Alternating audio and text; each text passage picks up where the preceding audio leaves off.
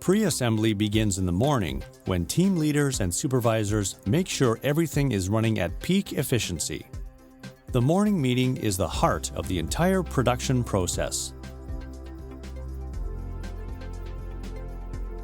3 separate teams are responsible for pre-assembly, one focusing on the chassis, while the other 2 focus on turning device and boom assembly.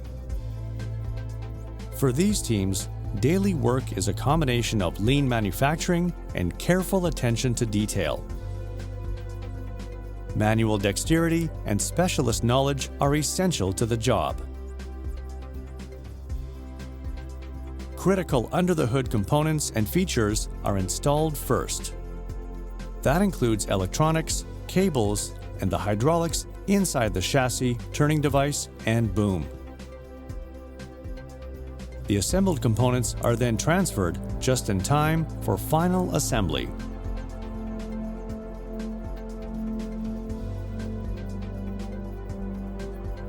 Teamwork and well-defined tasks ensure that the entire process marches to the same beat.